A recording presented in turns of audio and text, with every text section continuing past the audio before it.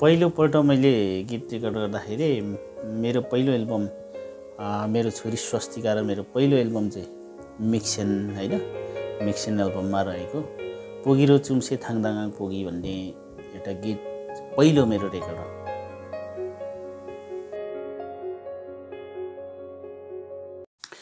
नमस्कार, म प्रकाश साउदेन। मेरो स्थायी ठेगाना माबु छ, अहिले हाल सन्दकपुर र अहिले बसोबास म माङसेबुङ वडा नम्बर 5 मा बस्छु र मेरो बुवा नरकुमार साउदेन र आमा गङ्गामा थेबे जीवहरूको म जेठो सुपुत्रमा जन्म लिएको। 2041 साल असार 13 गते आइतबारको दिन जन्मेको हुँ।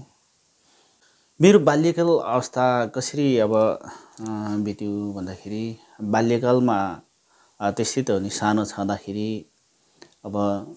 गाउँघरमा त्यस्तै हो। गाउँघरमा दुःख हुन्छ हैन, हरेक घाँस दाउरा गर्दै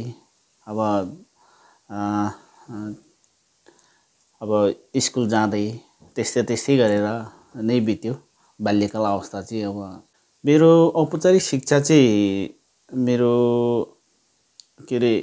एसएलसी हो। विवाह मैले 2059 साल मङ्सिरमा मैले आफ्नो यो वैवाहिक जीवन चाहिँ मैले सुरुवात गरेको हुँ। त्यस बेला चाहिँ हाम्रो विवाह भयो। त्यस पछाडि यसरी नै बितिरहेछ। धर्ममा म आबद्ध जस्तै म दीक्षित भएको चाहिँ 2049 सालमा हो होइन। 2049 साल त्यस्तै चैत महिना थियो। चैत महिनाको लगभग 29 गतेतिर होला। त्यस बेला म दीक्षित भएँ र यसरी नै संस्थामा आबद्ध चाहिँ म 60 सालदेखि यता चाहिँ म संस्थामा आबद्ध छु। गाउँमा रहँदा चाहिँ नालिफुवा पाङ्बे पान्जुम्बोको चाहिँ म कोषाध्यक्षमा रहेर काम गरेँ होइन। र सानो क्लबहरूमा काम गरेँ। र अहिले चाहिँ म किराँत छाम्जी माङ्सिया सामुजलुक पान्जुम्बोको यो दोस्रो कार्यकाल हाम्रो गइरहेको छ। पहिलो कार्यकालमा म सहसचिव भएर मैले काम गरेँ र अहिले दोस्रो यो कार्यकालमा चाहिँ हाम्रो अहिले पान्जुम्बोको कोषाध्यक्ष, सेवासभा मुजलुक पान्जुम्बोको कोषाध्यक्षमा छु। किराँत धर्मलाई नै अवलम्बन गर्नका कारणहरू त यस्तै त हो। हाम्रो पहिले जुन हामीले थुतुरी बेदमा मान्दै आएको संस्कार संस्कृतिहरू अलिकति भिन्नता, अलिकति संस्कार छुट्टै प्रकारको भोग मेलो त्यस्तै हुन्थ्यो। र यो किराँत धर्ममा जब लाग्छु भन्ने मैले सोच लिएको चाहिँ के हो भन्दाखेरि हाम्रो संस्कार संस्कृति अलिकति धेरै सुध्रिएको होइन। यो संस्कारहरूमा धेरै सुधारमा आएको, किराँतीहरूलाई सही बाटो होइन, सही निर्देशनहरू को एउटा माध्यमहरू भएकोले गर्दाखेरि यो धर्ममा आबद्ध हुन मन लाग्यो। र त्यसैले गर्दाखेरि म सानै छँदा पनि बुवासँग सल्लाह गरेर यो धर्ममा आबद्ध भयौँ। यो धर्ममा आबद्ध हुन चाहिँ किन भाषा लिपि संस्कार संस्कृतिहरू हरेक कुराहरूलाई चाहिँ अँगालेर अलिकति सिक्दै जाने, प्रचार प्रसार गर्दै जाने भन्ने उद्देश्यले चाहिँ यो धर्ममा म प्रवेश भएँ।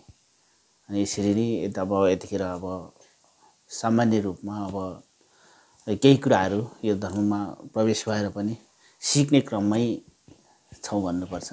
मेरो पहिलो भेट चाहिँ तपाईँको किराँत धर्म गुरुज्यू गुरुआमाहरूसँग पहिलो भेट चाहिँ मेरो 2000 तपाईँको 52 साल माघको कार्यक्रममा आउँदाखेरि दर्शन भयो हाम्रो। त्यो दर्शनमा चाहिँ अब भेट भएको। त्यस बेला अलि अब सानै थिएँ। त्यस बेलादेखि नै मैले चाहिँ उहाँहरूप्रति एकदमै ईश्वरको एउटा प्रार्थना गरेँ होइन। त्यस पछाडि चाहिँ अब म जसै पनि यो ठाउँमा गुरुजी गुरुआमाको नजिक भएर यो ठाउँमा म पनि आउन पाऊँ र बस्न पाऊँ भन्ने एउटा सोच लिएँ। त्यसले गर्दाखेरि मेरो सोचहरू मेरो सपनाहरू पुरा पनि भएको छ। इलामको मावबाट लगभग माङ्सेबुङ प्रस्थान चाहिँ मेरो 2063 साल चैत लगभग 2 गते चाहिँ म माथिबाट हिँडेँ। लगभग अब 3 गते चाहिँ म माङ्सेबुङ प्रस्थान भयो। 2063 साल चैत 3 गते मैले पुरै अब बसै सरेरै माङ्सेबुङ चाहिँ आएको हुँ। बसै सरेर आउनुको कारणहरू त्यही त हो।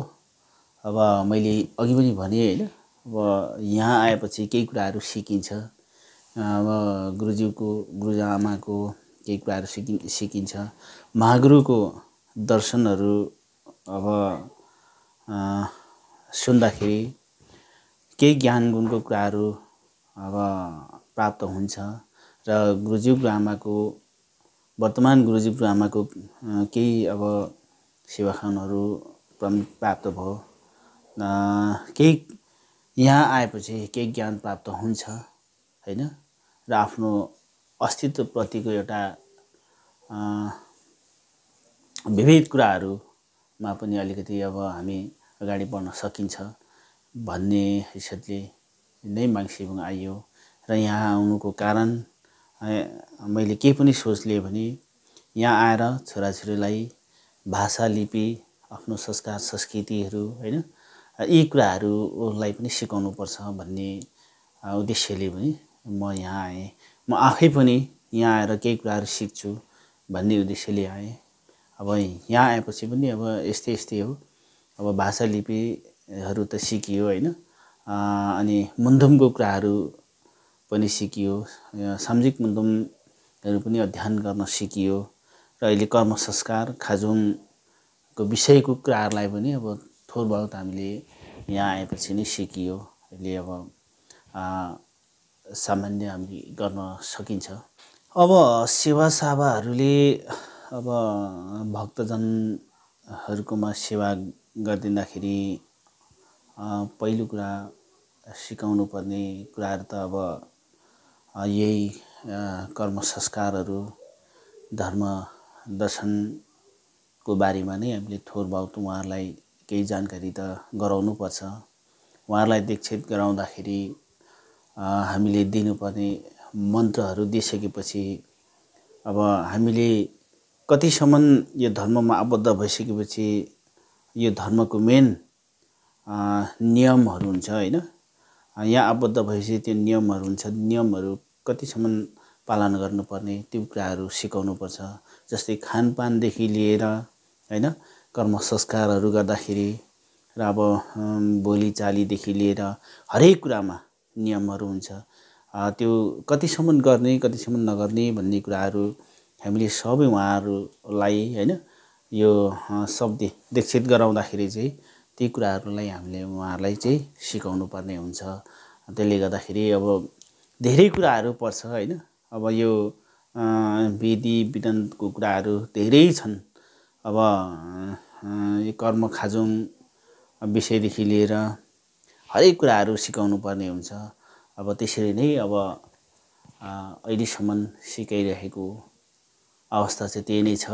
मलाई यो धर्ममा प्रवेश भएपछि अधिक खुसी लागेको कुरा चाहिँ मैले यो धर्ममा प्रवेश भएर यो माङ्सेबुङ प्रवेश भएपछि मैले केही गर्न सकिनँ भन्ने चाहिँ होइन। माङले मलाई किनभने आशीर्वाद प्रदान गर्नुभएको छ। केही कुराहरू गर्दै आउँदाखेरि खुसीको कुराहरू त अब जीवनमा हरेक कष्ट अब कष्टबोध यो जिन्दगीहरू होइन, अब हरेक उतार चढावमा पनि अब परियो। तर पनि अब त्यो खुसीको कुरा चाहिँ के भन्दाखेरि माङ्सेबुङमा आएपछि प्रथमपल्ट अब यो साङ्गीतिक प्रोग्राममा एउटा नाटकको अभिनय गर्दाखेरि चाहिँ एकदमै रमाइलो भएको थियो होइन। त्यो क्षणहरू चाहिँ एकदमै रमाइलो भएको थियो। हाम्रो एउटा सानो नाम्बिन युवा परिवार भन्ने क्लब थियो, त्यो क्लबबाट चाहिँ नाटक प्रदर्शन गर्नु पाउँदाखेरि चाहिँ अत्यन्तै खुसी महसुस भएको थियो होइन। अब अलिकति त्यसबेला त उमेर पनि थियो, रमाइलो भएको थियो। अब त्योभन्दा अब रमाइलोहरू पनि बिचबिचमा भएको छ होइन। सबैभन्दा मेरो लागि खुसीको कुरा चाहिँ त्यो समयमा लगभग अब कति सालको भनौँ, यो 2064 सालमा होला, 64 सालमा नै हो। गीत सङ्गीतको क्षेत्र मैले अँगालेको चाहिँ धेरै भएको छैन, लगभग अब त्यस्तै 4 वर्ष भयो होला, 3-4 वर्ष कता भयो होला होइन। अन्त अब बाल्य अवस्थामा पनि गीत सङ्गीत अत्यधिक रुचाएको थिएँ र गाउँमा बस्दाखेरि अब त्यस्तै त नि, विविध समस्याले गर्दाखेरि हामीले क्लब एउटा के अरे चलाएको थियौँ। त्यो क्लबबाट पनि केही गर्न सकिएन। अब अनि यहाँ माङ्सेबुङ आएपछि लगभग 2073 सालदेखि होला, 73 सालदेखि पहिलोपल्ट मैले गीत रेकर्ड गर्दाखेरि मेरो पहिलो एल्बम, मेरो छोरी स्वस्तिका र मेरो पहिलो एल्बम चाहिँ मिक्सेन होइन, मिक्सेन एल्बममा रहेको पोगिरो चुम्से थाङदाङ पोगी भन्ने एउटा गीत पहिलो मेरो रेकर्ड हो। पोगिरो चुम्से थाङदाङ पोगी नोबालामिन कोसङ लसुमङ इम्माले अलगा सेखाने आइम अबेक्लो पोगिरो चुम्से थाङदाङ पोगी अनि सक्छ किको माङ केरेकले काप मेचिङ मारो या मेरे में घुतु मेदेरु आङ थे आङने के हो पाबोङ्लो पोगिरो चुम्से थाङदाङ पोगी। नोगेन गीतहरू त धेरैवटा रेकर्ड गरिएको छ, नेपाली र यो भाषिक गीतहरू त। अब एल्बमहरू एउटा मिक्सेन एल्बममा 8वटा गीत रेकर्ड गरिएको छ। दोस्रो एल्बममा उधाममा लगभग 6वटा, लगभग तेस्रो इक्ला सुनफुङ त्यसमा 4वटा होइन। र विभिन्न अब कलेक्सन गीतहरू धेरै नै गरिएको छ।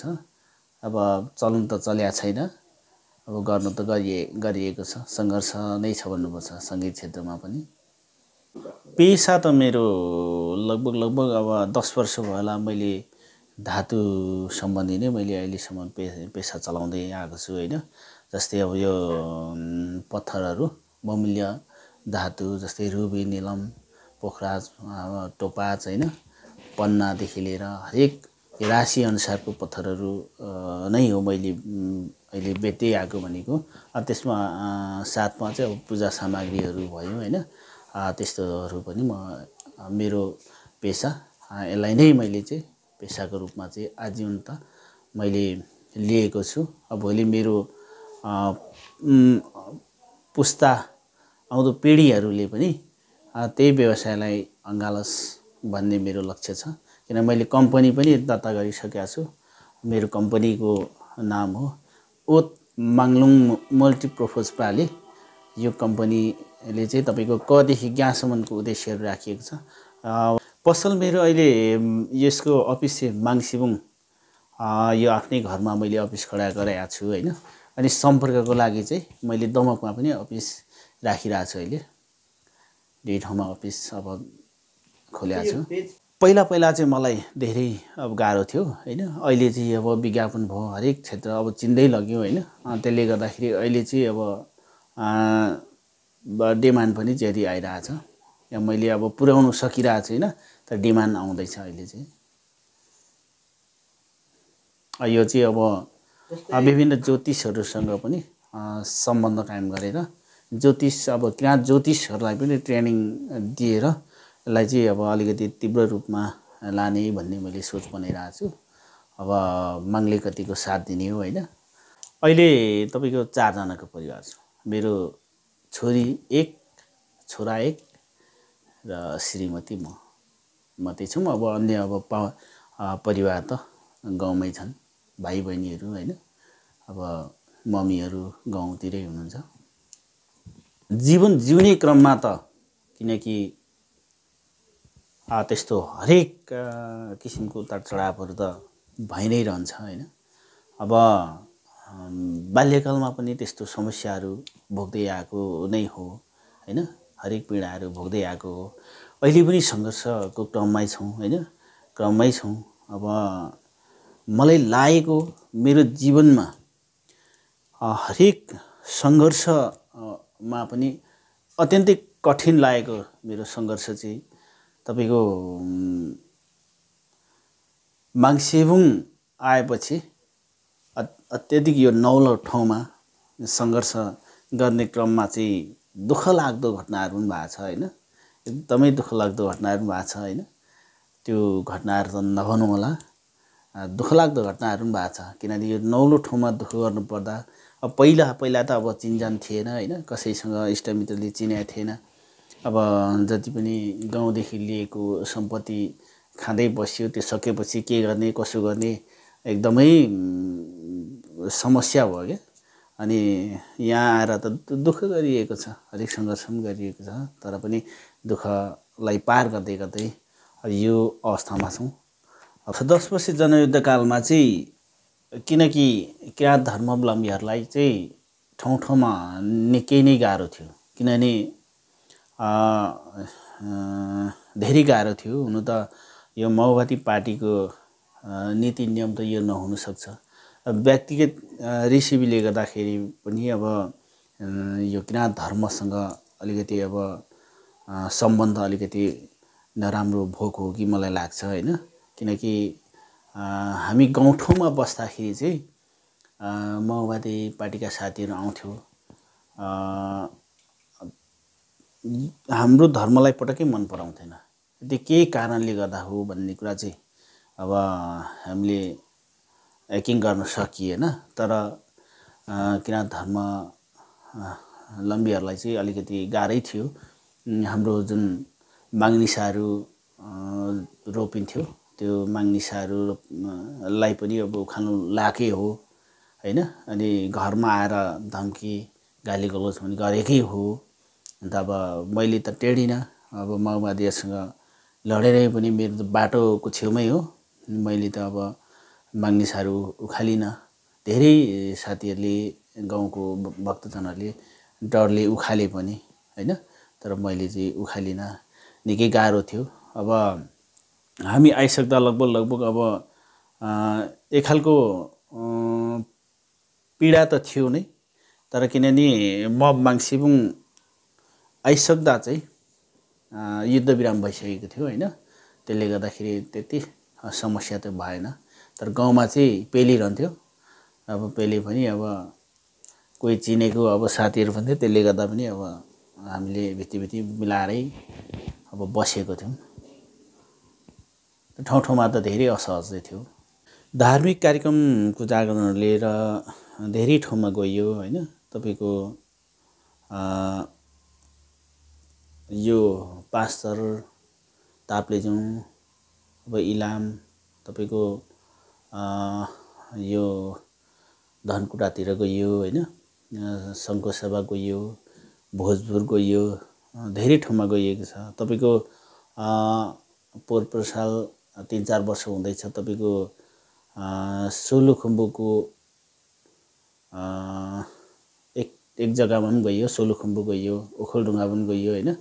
धेरै ठाउँमा गइएको छ धार्मिक कार्यक्रमले लिएर। किन धर्मगुरुजी गुरुआमाहरूलाई मेरो नजरबाट हेर्नै पर्दा चाहिँ साक्षात् अब एउटा ईश्वरकै रूपमा उहाँहरू प्रकट हुनुहुन्छ हैन। एउटा ईश्वरकै रूपमा उहाँहरू प्रकट हुनुहुन्छ। किनभने हेर्दा सामान्य हामी जस्तै मान्छे देखे तापनि अदृश्य अद्भुत शक्ति, जैविक शक्ति उहाँहरूमा छ। किनभने हामीले प्रत्यक्ष देखिरहेछौँ हैन। प्रत्यक्ष हामीले दर्शन गरिरहेछौँ। ती शक्ति चाहिँ 100% उहाँहरूसँग छ। त्यसले गर्दाखेरि एउटा ईश्वरीय शक्ति हैन, आध्यात्मिक शक्ति उहाँहरूसँग चाहिँ भएकोले गर्दाखेरि साक्षात् एउटा ईश्वरकै रूपमा मैले चाहिँ अब मानेको छु हैन। रात दिन उहाँहरूको किनभने सम्झनामा म सेवा गरिरहन्छु। सुत्दा उठ्दा बस्दा हिँड्दा डुल्दा हरेक कार्य गर्दाखेरि महागुरु गुरुजी गुरुआमालाई सम्झेर मैले काम गरिरहेको छु। किनकि गुरुजी गुरुआमाहरूप्रति एउटा भक्तिका साथ हामीले एउटा लक्ष्यमा पुग्नको लागि ती अवश्य पनि त्यो प्राप्त हुन्छ। उहाँहरूको सेवा गरेर हामीले त्यो लक्ष्यमा चाहिँ अग्रसर आफ्नो अगाडि बाटो लाग्दाखेरि चाहिँ केही कुराहरू प्राप्त भएको छ। मेरो धेरै कुराहरू प्राप्त भएको छ। यहाँ पहिला यहाँ मङ्सिरौँ आउनुभन्दा अगाडि नआई म यहाँ दर्शन आउँदाखेरि पनि मैले गुरुजी गुरुआमासँग त्यो माग राखेको थिएँ। जसरी पनि म केही समय पछाडि यहाँ आउनु पाऊँ भनेर मैले माग राखेको थिएँ। ठ्याक्कै मेरो इच्छाहरू पनि पुरा भएको छ हैन। त्यसले गर्दाखेरि मेरो व्यक्तिगत हेराइमा चाहिँ उहाँहरू साक्षात् ईश्वरकै रूपमा मैले मानेको छु हैन। अहिलेसम्म मैले रात दिन उहाँहरूलाई